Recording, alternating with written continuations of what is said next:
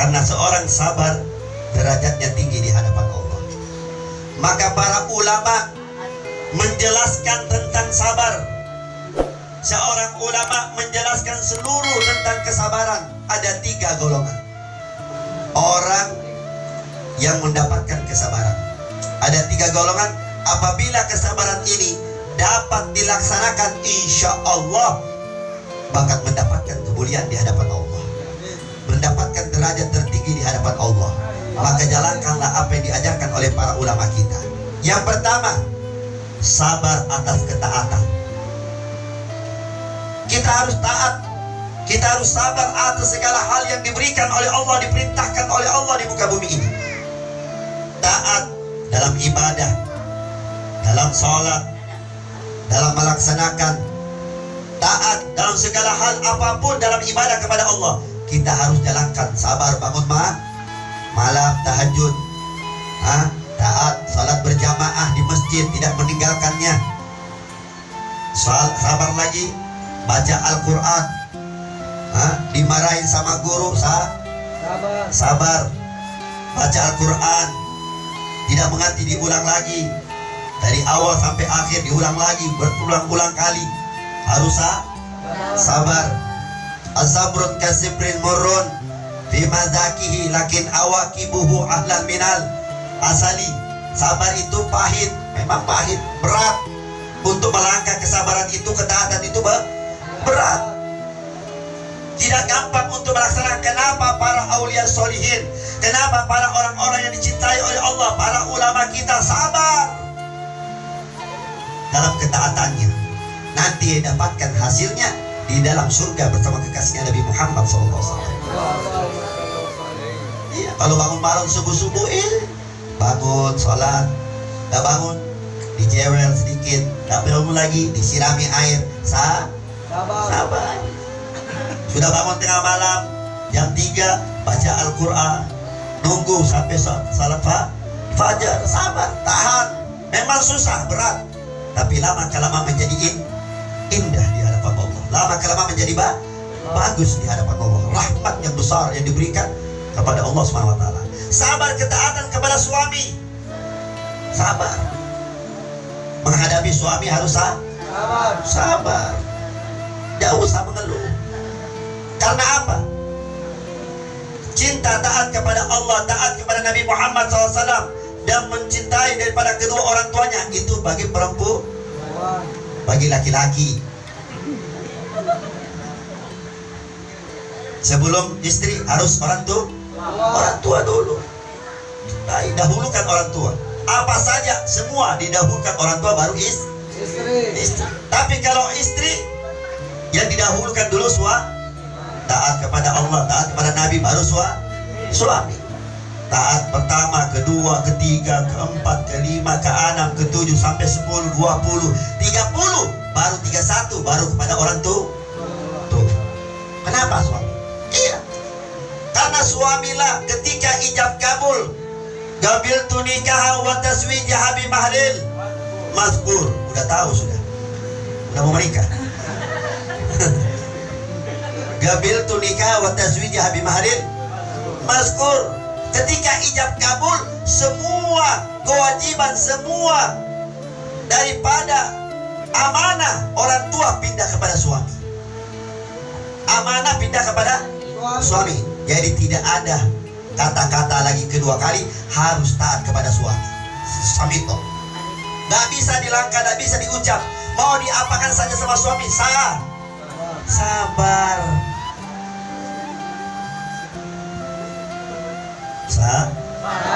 Sabar. Dikasih 20, alhamdulillah. Dikasih 30, alhamdulillah. Dikasih 40, alhamdulillah.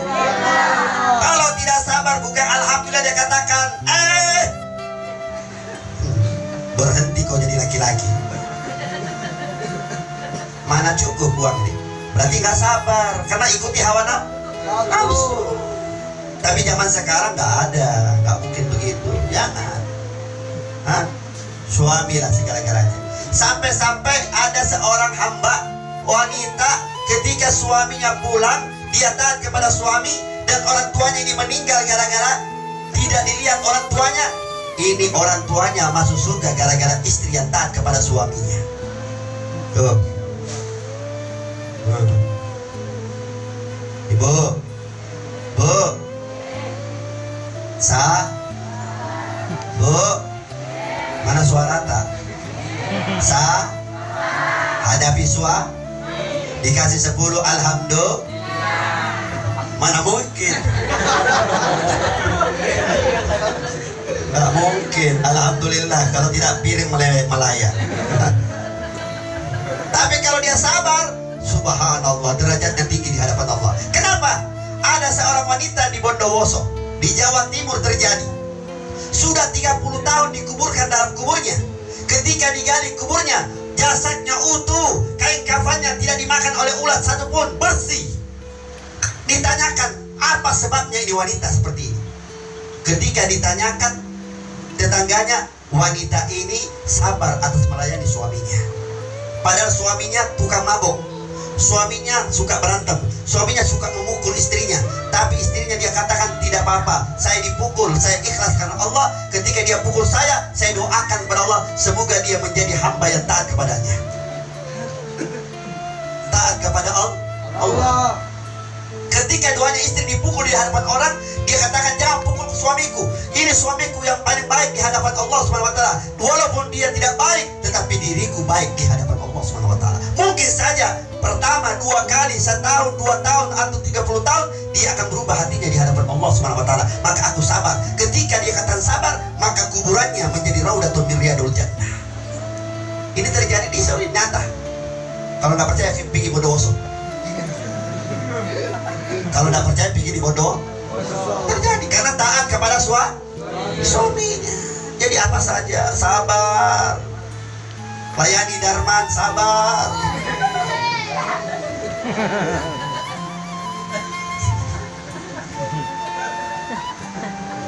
Sabar melayani suami-suami yang ada di depan ini. Sabar. Ya Allah, kalau sabar janji Allah surga untukmu. Janji Allah, jangankan itu, apa saja berikan suamimu. Tapi suami juga ngerti juga. Jangan hanya mau dikasihin saja, mau tulis itu, mau ini, tapi tidak haknya istri nggak dikasih, nggak boleh. Harus juga kan? Kalau ada.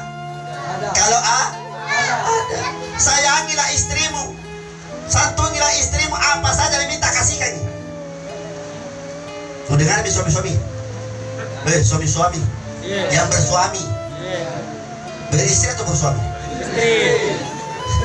Itu taat yang pertama, kata ulama.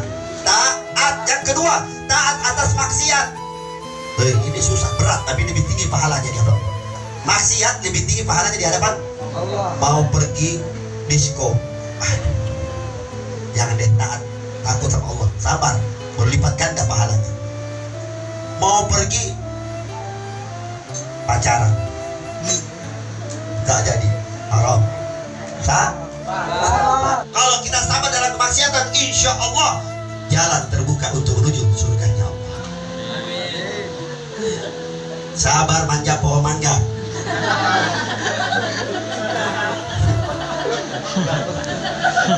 Mangganya orang diambil tanpa izin. Kasih makan Ustadz kan.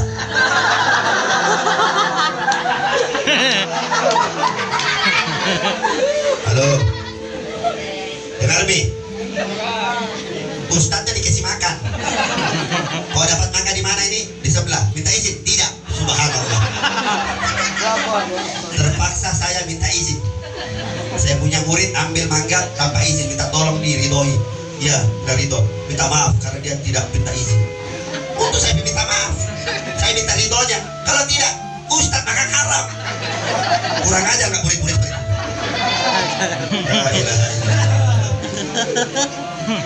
Murid Pak Toto yang ngasih.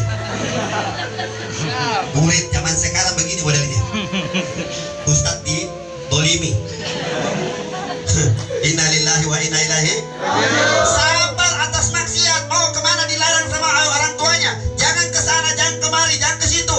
Tempatnya tidak baik. Berjalan yang bagus, kumpul sama orang-orang baik. Itu sabar demi kebaikannya. Bukan dibodoh-bodohin.